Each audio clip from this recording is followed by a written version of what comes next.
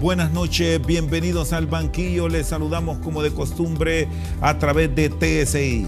Hoy vamos a hablar de los avances que se han obtenido en los últimos años en medicina legal y hasta dónde se está certificando la investigación científica mediante pruebas contundentes en nuestro país. Para ampliar sobre este tema y lo relacionado con la medicina en general, nos acompaña esta noche la doctora Yulisa Villanueva. ¿Qué tal está? Buenas noches. Buenas noches. Bienvenida, doctora. Muchas gracias, es un gusto acompañarlo esta noche. Mucho trabajo de los últimos días, casos de alto impacto que se han registrado. Nos gustaría conocer, dentro de lo que la ciudadanía entienda, este último accidente de fatales consecuencias y el trabajo que realizó Medicina Forense en la investigación científica, doctora. Bueno, primero un gusto saludarlo y poder compartir con la teleaudiencia lo que se hace en el Centro de Ciencias Forenses y Medicina Legal. Un trabajo articulado de muchos profesionales, no solo médicos, médicos forenses, hay personal de diversas disciplinas, odontólogos, hay radiólogos, hay personal criminalístico, balístico, un grupo muy especializado de expertos que trabajan en las áreas de investigación científica, por supuesto, en un trabajo articulado también con policía y con investigadores. Sin duda alguna es un trabajo bastante arduo en muchas cosas. Siempre les he dicho que nosotros no solo levantamos muertos, nos dicen la morgue de cariño, pero la morgue se queda muy corta para poder dar a conocer todo lo que ahí se gestiona. Hay trabajos que se hacen con fallecidos, así como también trabajo con la clínica forense y los laboratorios criminalísticos. Trabajamos articulados de la mano con la investigación y prácticamente me puedo atrever a decir que somos la columna vertebral en el proceso de la investigación científica en este país. Mucho trabajo, los fallecidos, la violencia, la clínica forense, las evaluaciones y la demanda de lo que trabajan nuestros laboratorios criminalísticos a diario, puede sumar en un año más de 46.000 a 50.000, hasta 50.000 trabajos periciales. En el caso de este accidente aéreo que se produjo este fin de semana, es uno de los casos más complejos que le ha tocado en lo que va del año, porque ya lo estamos terminando, por cierto. Bueno, el trabajo hay varios grados de complejidad y por supuesto los accidentes aéreos son accidentes que se pueden volver complejos, sobre todo cuando ocurren en lugares donde hay pobre o difícil acceso, como en este caso.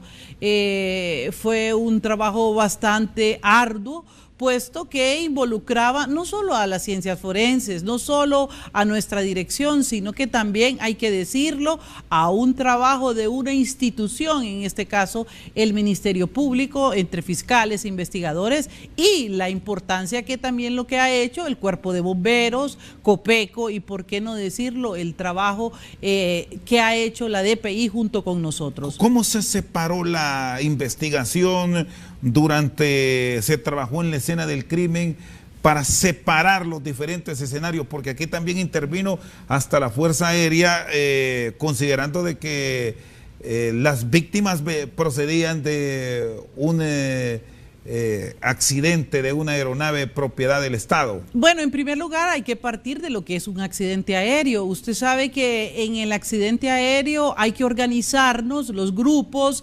en enfocarnos primero en lograr identificar a los restos humanos, primero saber si hay vivos o no están vivos, ¿verdad? Si en caso que estuvieran fallecidos, nosotros hay un grupo que se va a encargar de los restos humanos, de poder recuperarlos, levantar sus indicios, etcétera, ver cuáles fueron las causas de lo que han fallecido y ver en qué medida se puede trabajar profundamente la identificación, que es primordial. El otro grupo, por supuesto, trabaja la escena en donde se ha desarrollado todo el accidente, donde los expertos en escena de crimen, inspecciones oculares, marcan los cuadrantes del área y, por supuesto, van colocando cada una la planimetría y colocando cada una de las banderillas, por ejemplo, donde están los indicios, donde están los restos humanos. Y ahora vendría el tercer elemento, que es importante, que sería entonces el trabajo que hacen los expertos en aviación que se van a encargar de la nave. La aeronave, para establecer si las causas del accidente pudieron haber sido o pudieran estar en relación con fallas humanas, o bien podría ser medioambientales, o bien fallas o desperfectos inherentes a la aeronave. De tal forma que el trabajo que nosotros hacemos está centrado a ir articulando con todos estos gestores en el momento de la escena. ¿Cuántas horas se trabajó ahí en la escena del crimen, en la recuperación de los cuerpos? Mire, creo que lo más dificultoso fue lograr llegar, Rosendo, al lugar, que eso fue un poco difícil, puesto que las condiciones climatológicas, el acceso, el lodo, la falta de visión, la lluvia, nos impidieron pues llegar en horas más tempranas.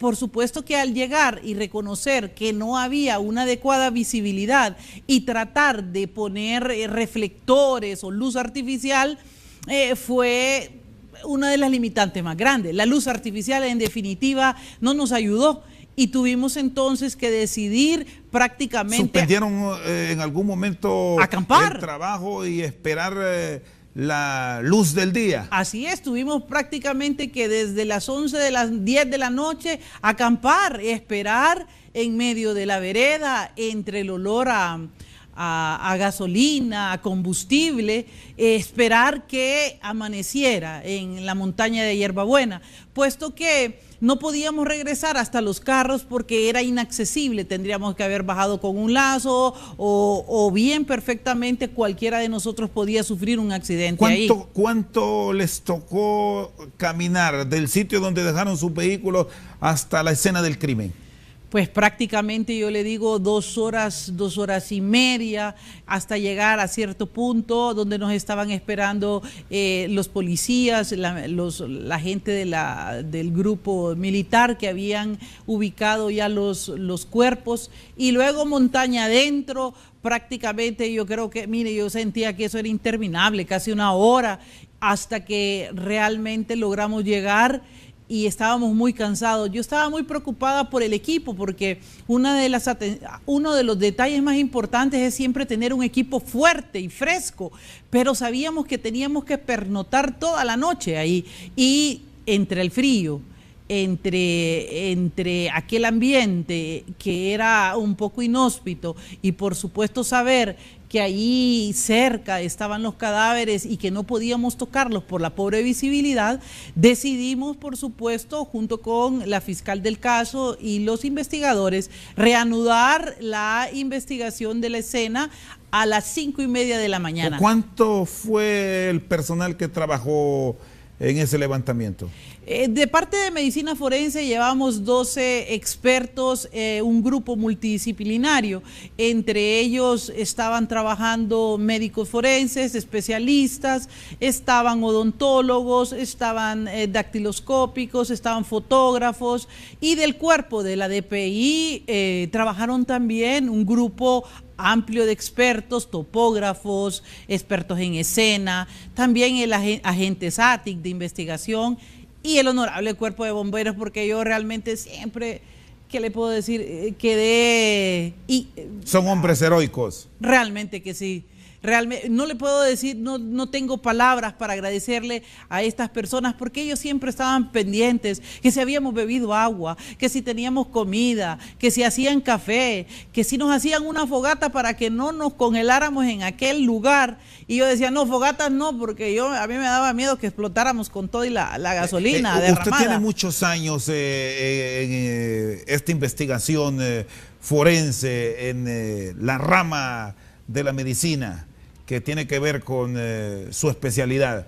¿Es la escena más dantesca que ha visto, que más le ha tocado el alma, o hay otros casos que también los considera de alto impacto dentro de su vida profesional, doctora? En realidad, fíjese que no, es que mire, en los accidentes aéreos es lo que particularmente como profesionales estamos pues esperando encontrar.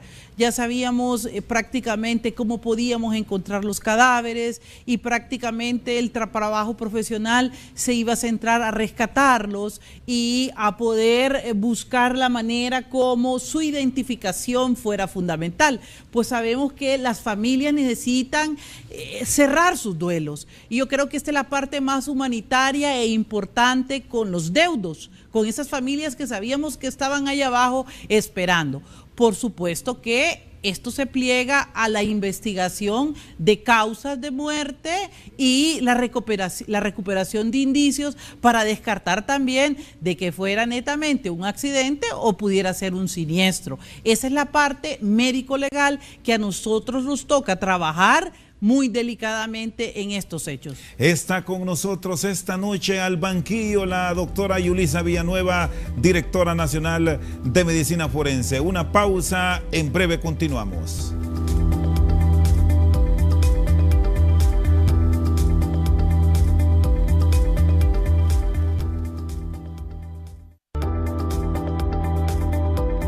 Estás disfrutando Al Banquillo gracias a Tigo Me Llega.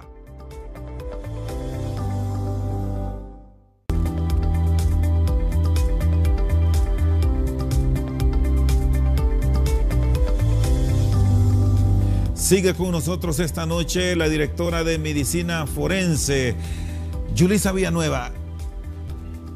¿Están certificados ya los laboratorios que tienen? Usted pidió una serie de datos de las víctimas, conocer más de ellos para tener la certeza que los cuerpos se entregaban a sus deudos. Uno de los objetivos primordiales en este tipo de accidentes o percances aéreos es saber reconocer quién es cada una de las personas, es decir, fundamentar nuestro trabajo en la identificación humana. Por supuesto que en el proceso de identificación humana, que es un proceso científico, nosotros necesitamos mucho el análisis de la información antes de la muerte, es decir, antemortem. Desde ese punto de vista, nosotros necesitamos informaciones que nos hagan lograr hacer un cotejo comparativo con los hallazgos que tengamos en las autopsias, de tal forma que ese llamamiento que pudimos hacer en tiempo oportuno con las familias, solicitando que se acercaran a nuestro Centro de Ciencias Forenses, donde los profesionales, un grupo X, neutro, que desconocía toda la información de lo que nosotros estábamos trabajando allá, hacían las fichas antemortem recolectando información sobre señas particulares, indicios que tuvieran deformidades, por ejemplo, cirugías, etcétera, o bien también dieran datos específicos e individualizantes de dientes, por ejemplo, tallas, detalles que solo las familias conocían, ropas, por ejemplo, a cómo andaban esos días, si los vieron salir de sus casas, y toda esa información apegada también a las muestras de sangre para poder extraer ADN de los familiares más cercanos, nos permitían tener un perfil de búsqueda de quién era, porque nadie sabía en qué condiciones se podían encontrar, Rosendo, los cadáveres, y en el proceso de identificación eso es fundamental. ¿Se recuperó en su totalidad los cuerpos de las víctimas? Se recuperaron, por supuesto, en su mayoría los cuerpos.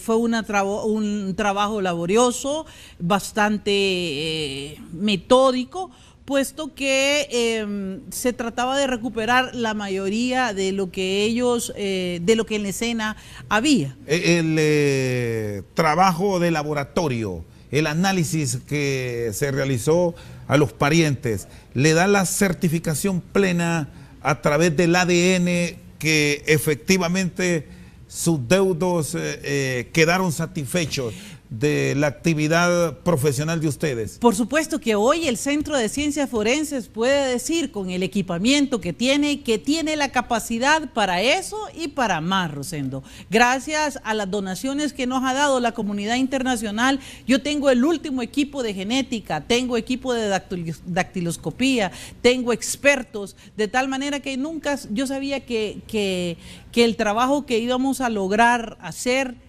iba a ser bastante oportuno.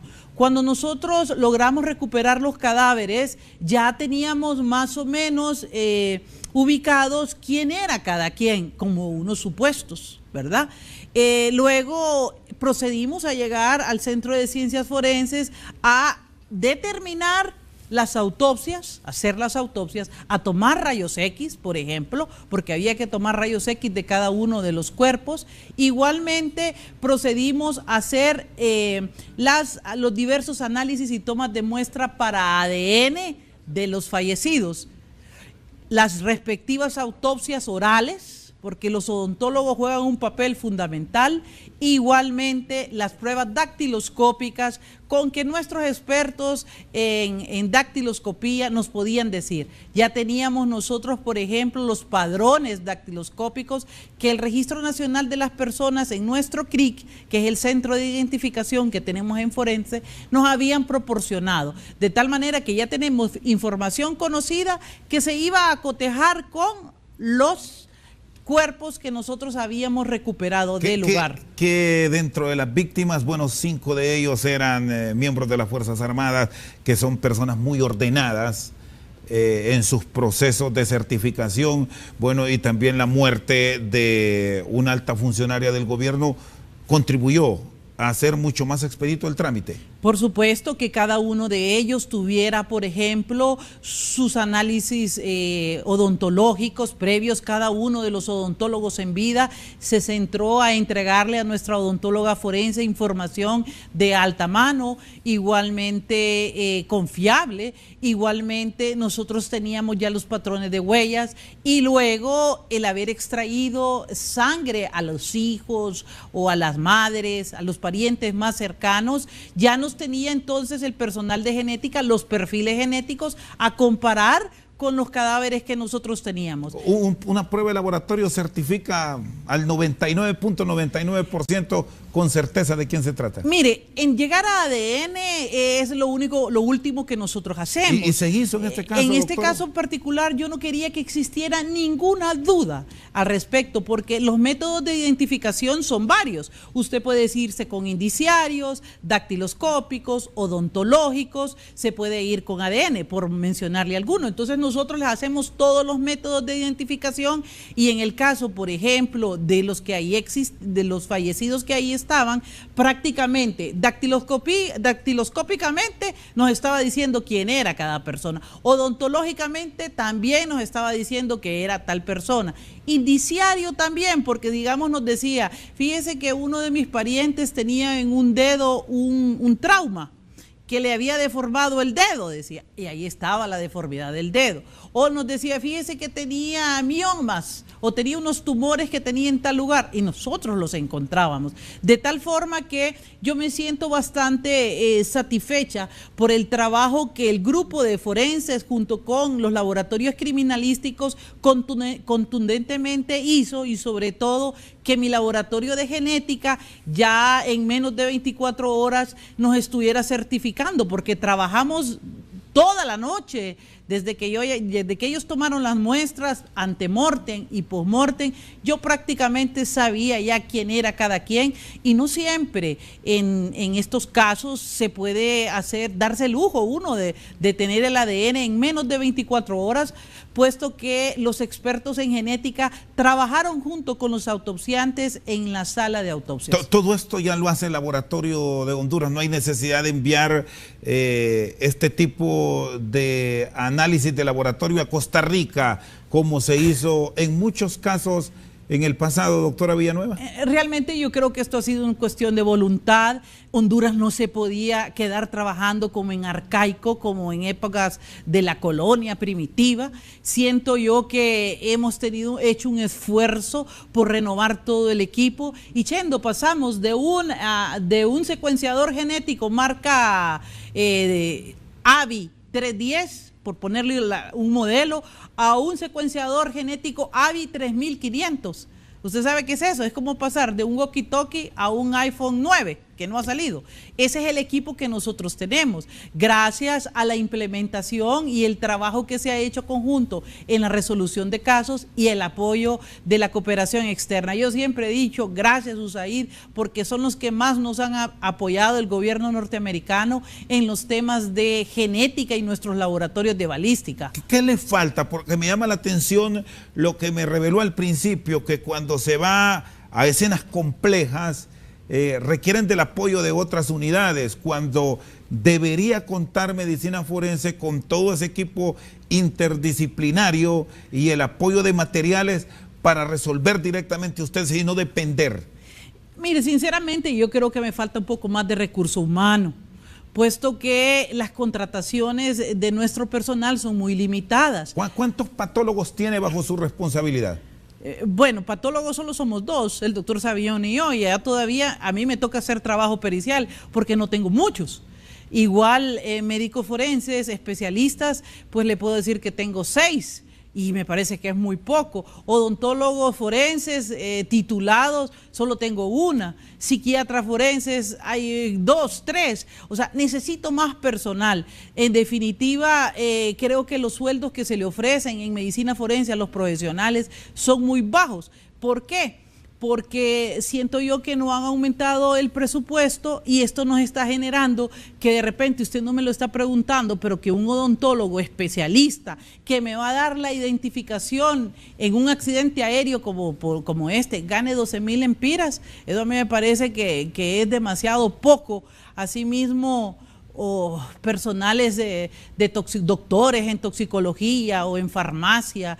Tenemos también biólogos ganando 12,000 empiras, balísticos, y perdone que usted me pregunta y yo le comento de estas limitantes. Es bueno que conozcamos esto, porque debemos decirle a nuestros telespectadores que son una pieza fundamental en la investigación, el aporte para encontrar a responsables de un hecho delictivo o para liberar de pronto a una persona que está detenida y puede ser inocente. Mis peritos, yo me atrevo a decir que en su mayoría son honestos, son peritos comprometidos. Yo en este caso, por ejemplo, para este turno de fin de semana, tenía 2 médicos, 2 autopsiantes, uno para levantamientos y otro para autopsia, y tenía nada más un chofer, un motorista. ¿Y cómo hacen en un caso como este? No, inmediatamente. Hay llamado de emergencia, venga, se lo ocupo, y le consulto esto porque aquí también se requiere el incentivo, que haya una hora extra para mantener motivado, porque si bien este caso no es común que se registre, estamos expuestos a que se den. Usted me decía, ¿y cuáles son los casos más duros? Pues este era un caso por el acceso, pero también nos vemos con los 362 fallecidos del incendio de Comayagua o las muertes de menores, porque yo veo casos también de asesinatos de niños y esos realmente son los que a mí me llenan de mucho impacto, por decirlo. Niñas golpeadas, maltratadas, violadas, ultrajadas, eso es intolerable. Y tener, por ejemplo, en un espacio de 5 años, más de 4,000 muertes de niños, eso para mí me parece que tiene que investigarse, porque ahí está el futuro de Honduras y muchos de esos casos se han quedado en omisión de cuidados o no han llegado hasta las últimas consecuencias en los tribunales de Honduras. Esto de la granja penal de Comayagua, que registró la acción más dantesca dentro de las cárceles de nuestro país, ¿cuántos se lograron identificar? Porque de ahí se desprende una acción de condena internacional para Honduras por violación de derechos humanos. Bueno, A partir de eso, ese es el momento desastroso, de desastre más grande, creo, para la Dirección de Medicina Forense, porque nos deja lecciones aprendidas. Las lecciones aprendidas es que no estábamos listos para poder iniciar un proceso certero de identificación. Nos agarró desarmados. Nos agarró desarmados, y eso generó que tuviéramos los cadáveres hasta 8 meses y todavía el proceso se extendiera largo tiempo. A partir de ese momento nosotros... ¿Pudo presentarse con este caso que hubo deudos que se llevaron a quien no era su pariente? Mire, ahí también se hizo un proceso científico, los cuerpos estaban carbonizados en su mayoría, se hicieron ADN, pero se tardó mucho más, se hicieron pruebas de dactiloscopía, tardó mucho más. Por supuesto que la magnitud del evento de 362 no se compara con 6. Sin embargo, creo que había que tener más claro los lineamientos, los protocolos de cómo actuar. Y siento yo que eso generó que la Dirección de Medicina Forense ahorita mejorara y vaya en la línea de la certificación del Departamento de Identificación Humana. Nosotros, a partir de Comayagua y el desastre y el resto de desastres en la cárcel, creamos el grupo de identificación de víctimas en desastres. Ese grupo, que se llama IBD, es el que está conformado por expertos de múltiples disciplinas de lo que nosotros llamamos el Departamento de Identificación Humana. De tal manera que si un accidente aéreo existía, ya sabía que yo llamo y se activa la IBD, y en menos de media hora la gente tiene que estar en medicina forense, quiera o no quiera. Digo, IBD activa significa, aquí no me importa que gane 6.000 lempiras o 12.000 lempiras, nos vamos a ir a hacer este trabajo. Ese es el compromiso de nuestra gente. Entonces, la IBD está conformada por psicólogos, psiquiatras, dactiloscópicos, expertos médicos en antropología, podemos poner inclusive odontólogos, médicos que trabajan en forma conjunta para que cada uno de los procesos de identificación se lleven a cabo. Sin duda alguna, Comayagua para mí fue lecciones aprendidas. Yo recogí Comayagua e hice cambios fundamentales en estructurar un protocolo de actuación en diversas áreas, y creo que en este momento estoy buscando que nos certifiquemos y acreditemos en ciertas pericias. Ya la comunidad internacional, estoy muy contenta porque va a invertir, por ejemplo, más de $1 millón en nosotros para que vayamos certificando y vayamos mejorando, por ejemplo, extendiendo los servicios forenses hasta otros lugares, como lo es San Pedro Sula y Ceiba. Porque usted no me está preguntando, Chendo, pero realmente creo que los servicios forenses tienen que estar en todo el país y deben de estar de manera integrada. Y mientras Tegucigalpa tiene algunas deficiencias, pero tiene mejor infraestructura y protocolos, San Pedro Sula tiene menos limitante, tiene menos personal, y de Ceiba ni hablarle, porque Ceiba solo es de nombre. prácticamente no llegamos ni a 20. Y luego eso sí me llena. Usted me pregunta, lejos de que usted me pregunte a mí qué le preocupa en una escena dantesca, me preocupa no tener las coberturas para ayudarle a la sociedad hondureña a darle respuesta a lo que necesita. Eso sí me trauma, mire. Está con nosotros esta noche al banquillo la directora nacional de Medicina Forense, la doctora Yulisa Villanueva. Una pausa, en breve continuamos.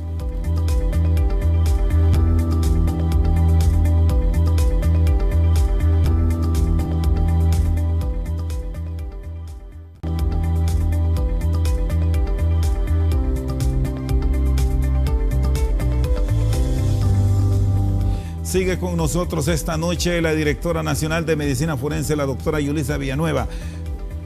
Se redujeron los hechos violentos según el informe del Observatorio de la Violencia. Esos datos ustedes son quienes los certifican.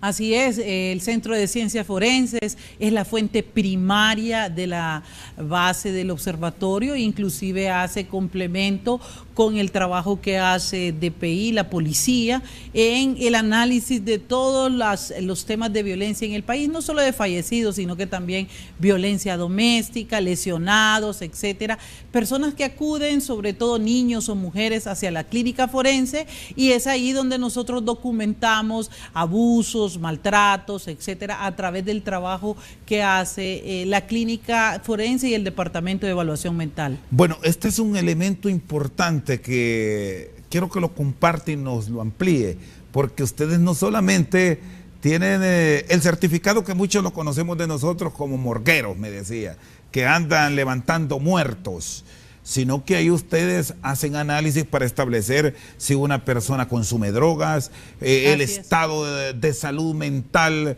de un detenido, por decir algo, de damas que son víctimas de violencia, niños y niñas violadas, y bueno, y tantos otros casos más. ¿Qué es lo que más reciben? Bueno, fíjese que la clínica forense en realidad es el que mayor cantidad de trabajo pericial hace. Aunque no lo crea, la clínica forense se ve abarrotada de lesiones a nivel nacional e inclusive determinación de estados de salud, es lo que nosotros llamamos evaluación a penitenciarios, también evaluamos mujeres, niños, certificamos prácticamente, calificamos edad, lesionología, de tal forma que la clínica forense es bien activa. Igualmente, los laboratorios criminalísticos trabajan de la mano con la clínica forense y el departamento de patología. El departamento de patología trabaja netamente con fallecidos, recientes, putrefactos y exhumaciones. De tal forma que entre los laboratorios criminalísticos, que son los que analizan todas y cada una de las muestras que provengan de vivos o de muertos, ya sea para laboratorio de toxicología, para genética, para balística, creo que suman alrededor, este año yo creo que bien vamos a cerrar con unas 45.000 a 50.000 trabajos periciales en todo el país. Y estos trabajos periciales han permitido que esa prueba que lleve el Ministerio Público, que aporten muchos casos, y también defensores privados, han logrado condenas, sentencias y libertad de alguna persona que puede ser objeto de un señalamiento con una presunción que luego ustedes la pueden desvirtuar o la pueden certificar. Esa es la importancia de la autonomía científica y el trabajo pericial que se ejecuta en el Centro de Ciencias Forenses. Algunos decían, ¿y quién es el Centro de Ciencias Forenses? Realmente es como el CSI Honduras, más o menos así, por decírselo. Representa el centro donde se gestan todas las pruebas científicas que van a servir de apoyo para que los administradores de justicia puedan de manera objetiva establecer condenas. Y por supuesto, apegados a un proceso de investigación que hace ya sea la ATIC o la DPI y los requerimientos que el fiscal o la defensa así necesite, de tal forma que vayamos dándole el valor que tiene categórico a la prueba científica y vayamos desvinculando los testigos que muchas veces deben de ser protegidos. Fíjese que nosotros llegamos a juicios en los cuales al principio eran 5 testigos, después todos se murieron o desaparecieron. La prueba científica, y la prueba científica todo. Tiene que estar ahí, pero nuestros peritos tienen que estar sentados ahí siempre exponiéndose a muchas situaciones riesgosas. Sin embargo, creo que el compromiso, por eso nos llamamos forenses porque tenemos la obligación de estar en un foro, y el foro es ir a participar en los juicios de este país. No todos los casos se han ido a juicios, hay un retraso en los juicios, le voy a decir, no todos los juicios están al día, pero nosotros inmediatamente hay un hecho, tenemos toda la prueba y cuando el fiscal así lo requiere o la autoridad competente se entregan. Por lo menos, ¿cuántos casos con esa prueba científica en términos generales han logrado revertir?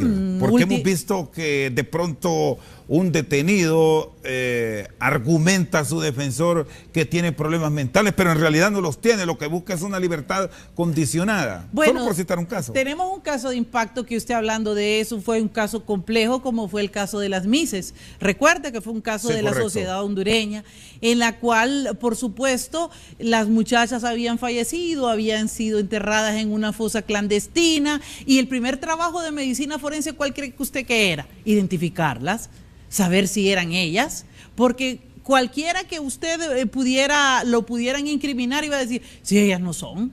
¿Y cómo? Si los cuerpos ya tenían 7 y 8 días de fallecidas. Pero eso sí se logró identificar. Ah, bueno, entonces el primer trabajo será identificarlas. Y después de identificarlas vienen establecer causas de muerte, recuperar indicios, y recuperamos indicios, balas en los cuerpos. Pudimos hacer la prueba balística que hiciera match con el arma que las había matado. Ahí viene el departamento de balística y el departamento de evaluación mental, trabajar, ¿sabe con quién? Con el imputado para poder determinar si era imputable o inimputable su estado mental. Ese fue un trabajo que realmente casi fue contundente, puesto que en los primeros 6 días ya nosotros teníamos todas las muestras, teníamos toda la prueba, la carga probatoria para que los fiscales pudieran demostrar sin problema de qué se trataba. Ese es uno de los casos que en definitiva a mí me ha parecido de los más completos que hemos hecho. Caso resuelto, caso completamente resuelto. Igual, por ejemplo, casos de violaciones como el famoso Loco Hugo, con haber logrado el departamento de genética encontrar, por ejemplo, el ADN de la persona agresora en las bragas, en la ropa interior, en los cadáveres. Son pruebas contundentes e irrefutables. ¿Y qué trabajo realizan los equipos, los expertos, cuando el responsable de un hecho criminal es un tipo que conoce, un experto, y que por su mismo accionar delictivo modifica la escena del crimen y actúa de una manera, por decirlo así, de no dejar huella? Entra aquello de que no hay crimen perfecto. ¿Cómo lo trabajan, doctor? Así es, no hay crimen perfecto. Creo que los cuerpos hablan, siempre lo he dicho. En cada una de las autopsias vamos a recuperar indicios y vamos a hallar prácticamente signos que nos van a decir cómo fue y qué ocurrió. Tenemos casos, bueno, casos recientes como que todavía está en proceso de investigación, el de los muchachos, ¿verdad?, de la Río Grande, en lo cual se modificó. Así es, se modificó ¿cuántas veces esa escena? Se ha modificado 3, 4 veces la escena, desde que del lugar donde ocurre el muchacho, donde fallece, y ahorita está en un proceso de investigación. De ese caso estoy segura yo que muy pronto se va a resolver. ¿Vienen sorpresas en ese caso? Sí, porque yo creo que la prueba científica está fuerte, está contundente, y ahí será entonces la Fiscalía la que dirige la investigación junto con el resto de los jueces y los investigadores los que van a dar las pautas para que esas pruebas salgan a la luz. Nosotros, hay un punto importante, es que trabajamos los casos, Rosendo, a petición de la autoridad competente. Nosotros no trabajamos porque me diga Rosendo, hágame la autopsia, doctor, y después me cuentan, ¿no? O sea, debe venir el Ministerio Público, el fiscal, y pedir, doctora Villanueva, en su caso de directora, necesitamos una certificación sobre estos y estos casos. Y ahí trabaja. Así es, la prueba generalmente es el Ministerio Público quien la solicita o los jueces.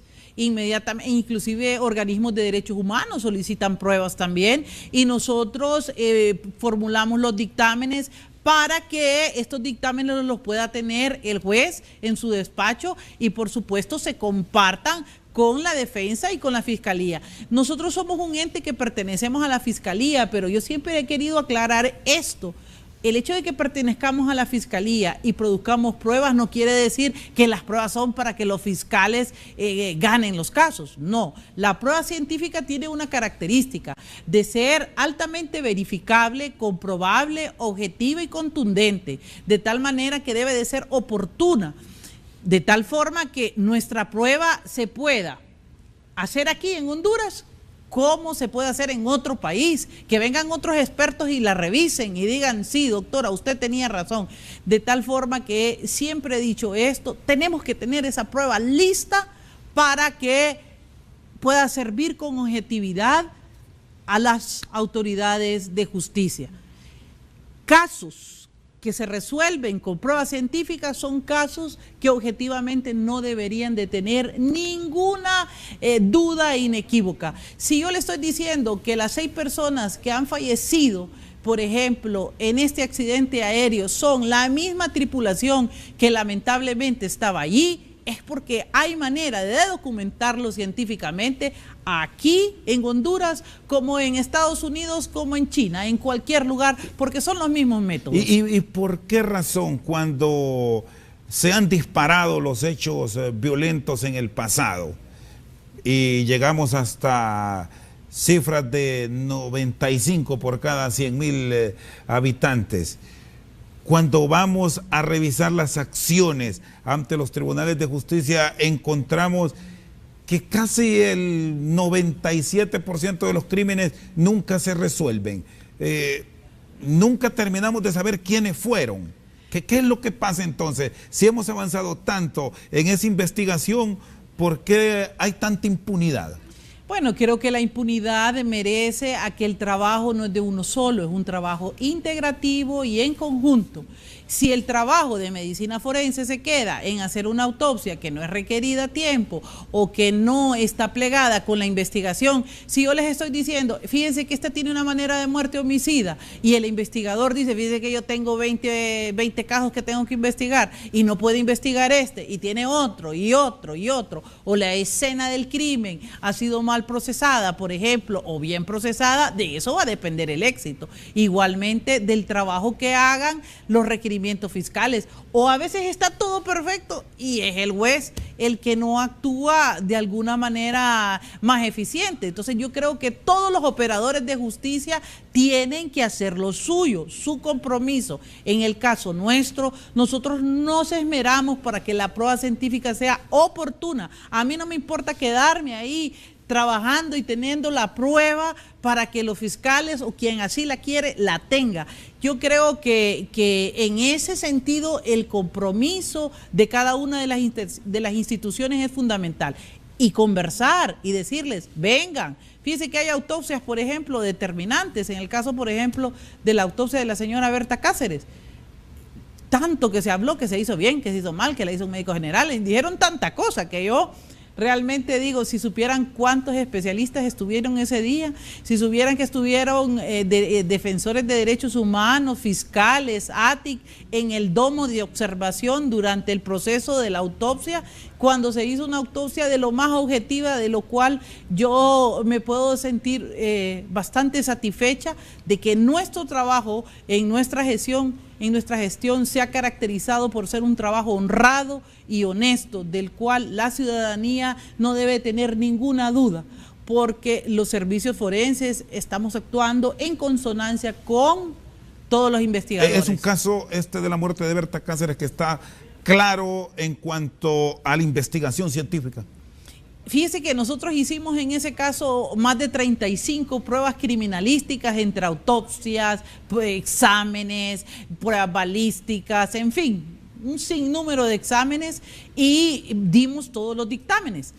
Esto complementó con poder encontrar el arma, porque yo le dije, busquen un revólver tal, de acuerdo a lo que los balísticos decían, porque recuperamos balas del cuerpo. Busquen, por ejemplo, en la escena huellas. Ya teníamos las huellas de zapatos, etcétera. A pesar de que hubieron algunas limitantes en la escena, nosotros íbamos dirigiendo cómo podía ser. Ahora viene el trabajo investigativo que hacen las otras agencias. Elementos pilosos. Elementos pilosos, así es. Uno busca semen, busca fluidos, busca etcétera, y les va diciendo. Y va más o menos integrando todo. Y en consonancia con el trabajo que hacen, por ejemplo, las agencias de investigación, usted les dice, miren, vayan a decomisar a buscar un arma, vayan a buscar un calibre 38, porque la bala debe de ser esa. No me traigan fusiles, no me traigan estas que no me interesan, son estas las que tienen que ir a buscar. Con esos detalles que les proporcioné es un caso para resolverse. Ah, por supuesto, ya eso, plegado a que si usted le toca vaciados de teléfonos y escuchas, tiene el caso hecho. Pero debe de trabajar sin descanso, unido. Pero ¿cuál es el problema aquí, Chendo? El problema aquí es que un caso, después viene otro, y uno y los se vuelve... investiga el mismo. y viene otro, y entonces la gente, aquí ¿cuándo para? Aquí los casos de impacto son todos los días de Dios, tenemos uno, y no es fácil cubrir la alta demanda. Está con nosotros esta noche al banquillo la directora nacional de Medicina Forense, Yulisa Villanueva. Una pausa, en breve continuamos.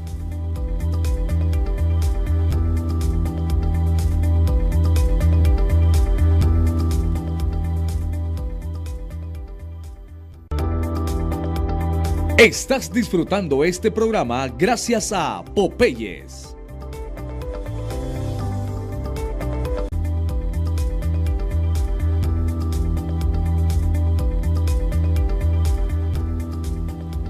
Sigue con nosotros esta noche al banquillo la doctora Yulisa Villanueva. ¿Cuánto ha tardado la autopsia más larga dentro de su carrera profesional? Complejas. Siempre hemos tratado de que no nos ponernos tiempo en las autopsias, porque son procedimientos contrarreloj. Desde que entramos hay hora de entrada, pero no de salida. Eso es el primer punto fundamental para no cometer errores. Sin embargo, autopsias complejas o que tienen que ser altamente detalladas podrían andar en el orden entre 4 y 6 horas.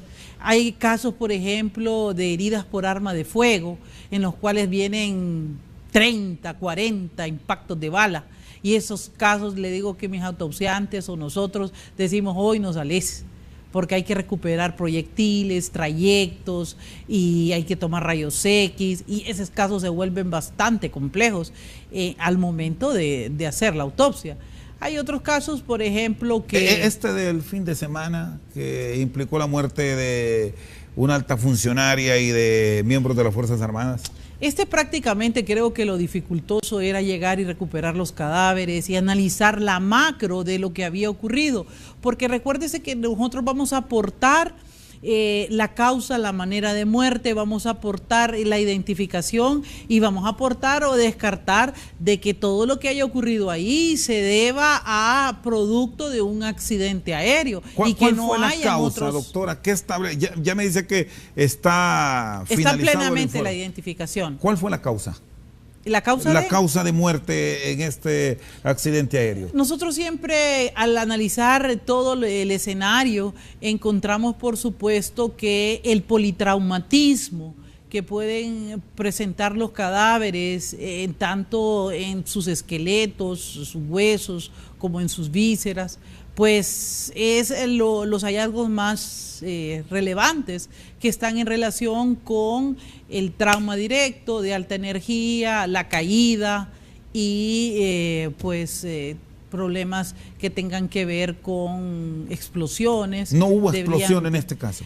Parcialmente, ¿verdad? Ya esos detalles, por supuesto, los va a establecer los expertos de aeronáutica civil y los expertos de la Fuerza Aérea que están analizando el fuselaje y todo lo que tenga que ver con el avión. ¿Se presentan casos que antes del impacto haya muerte por paro cardíaco? Sí, dependiendo de caso, vamos de caso a caso.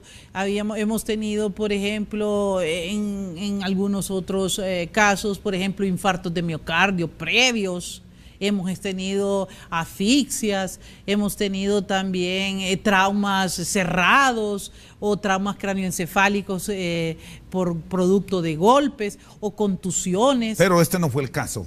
Sí, en este caso en particular, por supuesto, pues son politraumatismos asociados con el evento del que hemos estado hablando. ¿Qué tanto hemos avanzado en todos estos procesos, incluso de exhumación, inhumación?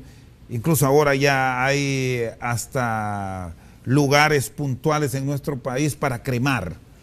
Mire, nosotros hemos avanzado, licenciado Rosendo, en varias áreas. La cobertura de medicina forense estaba alrededor de un 70% en relación al análisis de los fallecidos. Porque si bien es cierto, dicen, bueno, redujeron los homicidios, sí, pero fíjese que hubieron 500 a 1000 personas que no se sabía que se había muerto de qué, porque nunca habían sido autopsiadas.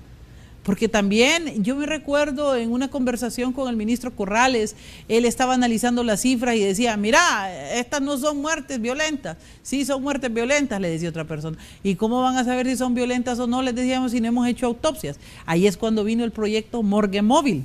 Las morgues móviles llegan ahora hasta el lugar, hasta de su casa, a la par de su casa se le puede hacer la autopsia en aquellos lugares donde son alejados de las sedes principales, Tegucigalpa, San Pedro Sula y Ceiba, y se tenga que investigar in situ y las personas sean de limitados, escasos recursos económicos que no puedan trasladar sus cadáveres. Para mí ese ha sido uno de los puntos pues de avance más importantes, poder ahora decirle que ya hemos documentado más de 500, casi 600 autopsias a nivel nacional con las morgues móviles, un proyecto con tasa de seguridad que fue muy importante. En cuanto a la cremación, ¿se está cremando?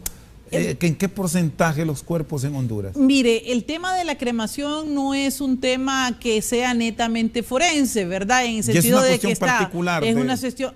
Sí le puedo asegurar o le puedo decir que la cremación es un proceso que es por ley, ¿verdad?, que debe ser autorizada por la ley. Ya hay una ley de cremación en Honduras que, si no me equivoco, en el 2013 fue aprobada, que permite que los cadáveres que tengan un dictamen y un proceso investigativo completo puedan ser reducidos a cenizas, de tal manera que hay cremaciones voluntarias como también obligatorias, de tal forma que las voluntarias son las que dice Rosendo, yo quiero que me cremen, usted lo deja escrito, pero debe de haber un certificado de defunción que acredite que Rosendo se murió no por una causa de investigación criminal o que haya algún hecho delictivo de por medio. ¿Y una obligatoria cuál es? Y una obligatoria sería una epidemia de enfermedades infecciosas, una epidemia de cólera, por ejemplo,